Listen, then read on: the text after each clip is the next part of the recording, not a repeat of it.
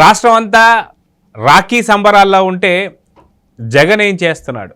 అయితే జగన్ అక్క చెల్లెమ్మలకి అందరికీ శుభాకాంక్షలు తెలిపాడే కానీ వైఎస్ షర్మిలకి సునీతకి ఏం చేశాడు? మొత్తానికి రాష్ట్రం సంగతి పక్కన పెట్టండి, పూర్తిగా మీ అక్క చెల్లెమ్మలకి ఏం చేశారంటే ఏం చెప్తారు? ఈ విషయంపై మనతో పాటు సీనియర్ జర్నలిస్ట్ కనకదుర్గ వడ్లమణి గారు ఉన్నారు. వారిని తెలుసుకుందాం.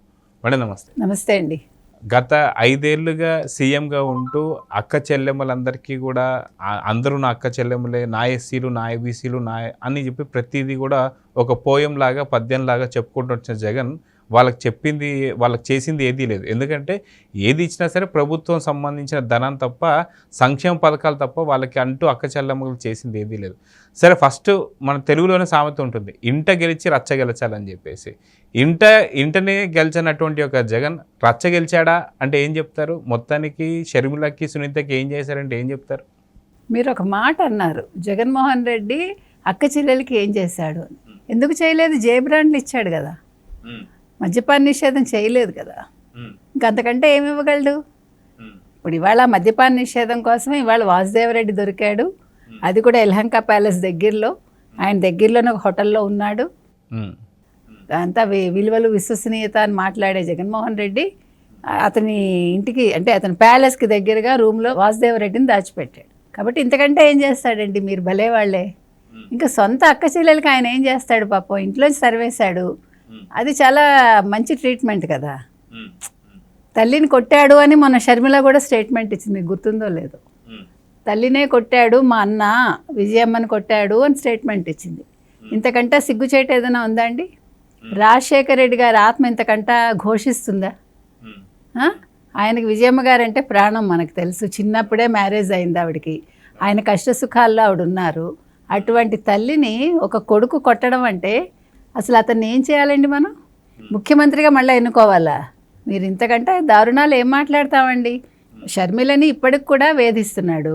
షర్మిల అసాసినేషన్ మనకు తెలుసు, ఆవిడ క్యారెక్టర్ అసాసినేషన్ ఎట్లా చేశాడో, ఎట్లా చేయించాడో చుట్టూ ఉండే వాళ్ళ చేత. అంటే ఇవాళ రాఖీ పున్నమి రోజు ఒక అన్నగా అతను ఏమేం చేయకూడదో అన్నీ చేశాడు. మనం జగన్మోహన్ రెడ్డిని ఇంతకంటే ఏం చెప్తాం నీచంగా? పచ్చ రంగు అంటేనే అది బ్రాండ్ అంబాసిడర్ లాగా మాట్లాడతాడు తెలుగుదేశానికి. మొన్న కూడా ఆవిడ, మీకు గుర్తుందో లేదో, August 15 రోజు సాయంకాలం తేనేటి విందుకి రాజ్భవన్లో కలిసినప్పుడు చంద్రబాబు నాయుడు తోటి, లోకేష్ తోటి, పవన్ కళ్యాణ్ గారితో మాట్లాడినప్పుడు వీళ్ళ ముగ్గురితోటి దాని మీద కూడా వేసి అప్పుడు నిందలు వేస్తే షర్మిల మొన్న అంది, నీకేంటి దుగ్ధ, అసలు నేను చంద్రబాబు నాయుడు గారితో మాట్లాడితే నువ్వెందుకు ఏడుస్తావు అని అడిగింది. అంటే ఇంతకు మించి ఎదగడా జగన్? అంటే ఎదగడు అంతే. కాబట్టి జగన్మోహన్ రెడ్డి చెల్లెళ్ళకి ఏం చేస్తాడు? సునీతకి ఏం చేస్తాడండి? సునీత ఇప్పుడు సొంత బాబాయ్ చచ్చిపోయాడు, 5 ఏళ్లలో ఏమీ చేయలేదు. హత్యకి సంబంధించిన వ్యక్తిని పక్కన పెట్టుకుని మంచివాడు, అమాయకుడు అని మాట్లాడాడు. అందుకనే కదా ఓడిపోయాడు. అందుకనే అతను ఓటమికి అదే చెల్లెళ్ళు కారణమయ్యారు. ఎప్పుడూ కూడా ఆడబడుచులను ఏడిపించకూడదు అంటారు. ఆడబడుచు పుట్టింటికి వస్తే మనం సాధారణంగా ఆహ్వానించాలి. ఇప్పుడు ఎప్పుడు కూడా ప్రతి సంవత్సరం పసుపు కుంకుమ ఎందుకు ఇమ్మంటారండి చెల్లెళ్ళకి? రాఖీ పండుగ ఎందుకు చేసుకుంటారు అంటే చెల్లెలు బాగుంటే మనం బాగుంటాం, లేకపోతే అక్క బాగుంటే మనం బాగుంటాం అనే కాన్సెప్ట్ తెలియదు. భారతీరెడ్డి కూడా చెప్పదనుకుంటా, మనకు తెలియదు. మరి వీళ్ళందరూ కూడా ఎటువంటి ఇదిలో ఉన్నారో, అసలు వీళ్ళ జన్మలేంటో ఆ దేవుడికి తెలియాలి. అయితే స్టేజ్ పైకి ఎక్కి మైకులు పట్టుకొని మా తండ్రి చెప్పారు, అక్క చెల్లెలు ఎప్పుడు కూడా బాధ పెట్టకూడదు, రాష్ట్రంలో ప్రతి ఒక్క అక్క చెల్లె మన ఇంటికి సంబంధించిన అక్క చెల్లెలే అనుకోవాలని చెప్పేసి రాజశేఖర రెడ్డి గారు చెప్పారని చెప్పేసి అంటున్నారు. సో మైకులు పట్టుకొని గగ్గోలు పెడుతున్నటువంటి ఒక అక్క చెల్లెలు అందరూ కూడా ఇంట్లో ఉన్నటువంటి అక్క చెల్లెలు కనిపించరని చెప్పేసి అనుకోవచ్చా? అంటే బయట జరిగేది ఎవరు చూడరు కాబట్టి ఎవరు అడిగేది ఏదీ లేదు. సో ఇంట్లో జరిగే అక్క చెల్లెల గురించి ఎవరు పట్టించుకోవాలంటే ఏం చెప్తారు? అంటే ఇక్కడ ఓట్ల కోసం ఏమైనా మాట్లాడతాడు. మైక్ అన్నారు మీరు, పబ్లిక్ కాబట్టి పబ్లిక్లో ఏదైనా మాట్లాడతాడు. మా అక్క చెల్లెళ్ళు, మా అక్క చెల్లెళ్ళు, మా ఎస్సీలు, మా ఎస్టీలు, మా బీసీలు అంటూ మాట్లాడతాడు, అందులో సందేహం లేదు. వాళ్ళ మీదే కేసులు పెడతాడు మళ్ళీ. అందుకని ఆయన మాటల్ని మనం పట్టించుకోకర్లేదు. సొంత చెల్లెళ్ళని అంటే సొంత చెల్లెలు, బాబాయ్ కూతురు అయిన ఇంకో చెల్లెల్ని ఎంత దారుణంగా బయటికి పంపించాడు, వాళ్ళ మీద ఎటువంటి నిందలేశాడో మనకు తెలుసు. స్క్రిప్ట్ అంతా కూడా చంద్రబాబు నాయుడు గారిది, వీళ్ళు ఇక్కడ చదువుతారు అంటూ. అంటే అసలు ఒక రాజకీయ పరిణతి లేకుండా ఎంత దరిద్రంగా అంటే ఎదగని మనస్తత్వంతో ఇప్పటికీ జగన్ అలాగే ఉన్నారు. కాబట్టి జగన్ లాంటి వాళ్ళు అక్క చెల్లెలకి ఏవి చేయరు. వాళ్ళ పుస్తెలు తెంపటానికి జే బ్రాండ్స్ తీసుకొస్తాడు, అంతే అతను చేయగలిగేది. రేట్లు కూడా డబల్ చేసేసి వాళ్ళకి ఓ పక్క పథకాలు ఇస్తూ రెండో పక్క డబ్బులు లాక్కున్నాడు 5 ఏళ్ళు. కాబట్టి మాట మీద ఉండడు, విలువలు విశ్వసనీయత అన్న పదానికి అర్థం తెలియదు. అంటే పదాలు ఓన్లీ మైక్ ముందు మాట్లాడటానికి, వాటి అసలైన అర్థం అతనికి తెలియదు, అతని పరమార్థం వేరే ఉంటుంది ప్రతిదానికి. అందుకని అతని గురించి మనం మాట్లాడుకోకర్లే. ఒక విజయమ్మ లాంటి తల్లిని ఆయన అలా చేశాడు అంటే అంతకంటే దారుణం ఇంకోటి లేదు. తల్లిని కొట్టడం అనేది మనం ఎక్కడైనా వింటామండి? అది కూడా చదువుకున్న ఫ్యామిలీ అంటారు, మరి రాజకీయాల్లో ఉన్న ఫ్యామిలీ. ఎంత అసహ్యం అండి అది. అయితే గతంలో కూడా చూసాం, వైఎస్ షర్మిలను కూడా ఆ ఏపీలో ఉండడానికి వీల్లేదు అని చెప్పి బలవంతంగా పెట్టడం వల్లే ఆవిడ వచ్చి ఇక్కడ తెలంగాణలో వైసీపీకి సంబంధించిన పార్టీ కావచ్చు, వాళ్ళ నాన్నగారి పేరుతో ఒక పార్టీ పెట్టుకోవడం జరిగింది. అయితే ఇక్కడ మళ్ళీ ఇక్కడి నుంచి రాష్ట్రం నుంచి తనకి ఎప్పుడైతే కాంగ్రెస్ నుంచి భరోసా వచ్చిందో పిసిసి అధ్యక్షురాలుగా, అప్పుడు మళ్ళీ ఏపీ రాష్ట్రానికి రావడం జరిగింది. అయితే ఇప్పుడు వచ్చిన తర్వాత తనను పెట్టినటువంటి ఇబ్బందులు కావచ్చు, కనీసం మనం చూసాం ఏదైతే ఎన్నికల సమయంలో ఇచ్చేటువంటి అఫిడవిట్లో కూడా ఎంత అప్పు ఇచ్చాడు జగన్ అని చెప్పేసి అన్నారు, కానీ ఆస్తుల్లో భాగాలు ఇచ్చారనేది ఎక్కడ కూడా మనకు చెప్పలేదు. సో ఈ విధంగా చూసుకుంటూ వెళ్తే ఎన్నోసార్లు వీళ్ళ మధ్యలో జరిగేటువంటి యొక్క ఇష్యూస్ అన్నీ కూడా షర్మిల చాలాసార్లు బయటపెట్టింది. షర్మిలను ఎంతగా శోభ పెట్టాడనేది మనందరికీ తెలిసిందే. ఒక పక్కన షర్మిల ఇలా ఉంటే, ఇంకో పక్కన సునీత గారికి సంబంధించి చూస్తే మా నాన్నగారిని చంపింది ఎవరు అని చెప్పి అన్నయ్య, సొంత అన్నయ్య ఎవరైతే ఉన్నారో అన్నయ్యకి కూడా సంబంధించి దాదాపు 5 ఏళ్ళుగా సీఎం ఉండి, అంటే వాళ్ళ బాబాయ్ రక్తపు అడుగుల్లో ఉన్నటువంటి కుర్చీ అని చెప్పుకోవచ్చు సీఎం పొజిషన్. ఇలాంటిది తనకు కూడా ఎటువంటి న్యాయం చేయలేదు. సో సునీత గురించి, షర్మిల గురించి చెప్పాలంటే, జగన్ నుంచి ఏం చెప్పాలంటే ఏం చెప్తారు? మీరు చెప్పండి. అఫిడవిట్లో అప్పిచ్చానని రాశాడు, కరెక్ట్. అది మనం అనుకున్నాం కూడా. ఇన్కమ్ ట్యాక్స్ వాళ్ళకి చూపించాడా లేదా అని ఒక సందేహం కూడా మనకు వచ్చింది. కాబట్టి ఆస్తులు ఇవ్వడు, ఆస్తులు అడిగినందుకు అన్యాయంగా ఇంట్లోంచి పంపించేస్తాడు. అందుకనే అటు అక్క చెల్లెల్ని ఏడిపించినందుకు, ఇటు తల్లిని క్షోభ పెట్టినందుకే ఇవాళ ఏమయ్యాడో మనం చూసాం.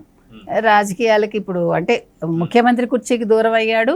రేపొద్దున ఫ్యూచర్లో అసలు రాజకీయాల్లో ఉంటాడా ఉండడా అనే దాన్ని కూడా ఒక సందేహంగా ఉంది మనకి. ఇకపోతే ఈయన ఏ రకంగా చూసుకున్నా కూడా జగన్మోహన్ రెడ్డి రాజకీయాలకి తగడు అనేది మనకి సంపూర్ణంగా అర్థమవుతోంది ఇవాళ. అయితే మరో పక్కన చూసుకుంటే, ఒక పక్కన జగన్ ఇంతగా హింస పెట్టినటువంటి ఒక అక్క చెల్లెలు కావచ్చు, వీళ్ళందరినీ ఒక పక్కన చూస్తూ వస్తున్నాం. షర్మిలకు సంబంధించి కూడా ఏం చేశాడు? ఎందుకంటే ఇప్పుడు అదే జగన్మోహన్ రెడ్డి వచ్చేసి రాష్ట్రంలో పూర్తిగా ఉన్నటువంటి ఒక శాంతి భద్రతలు లోపించాయి, పూర్తిగా హత్యలు ఎక్కువైపోయాయని చెప్పి మాట్లాడుతున్నారు. మరి అప్పట్లో జరిగిన వాళ్ళ చిన్న హత్య కేసు ఇప్పటిదాకా తేల్చలేదు అంటే దీన్ని ఎలా చూడాలంటారు? ఇప్పుడు హత్యలు రాజకీయాలు అని మాట్లాడుతున్నాడు ఆయన. అసలు హత్యలు ఎక్కడ జరిగాయో ఇంతవరకు మీకు లిస్ట్ ఇచ్చాడండి? అసలు వాళ్ళు ఎవరో ఇంతవరకు మనకి తెలుసా?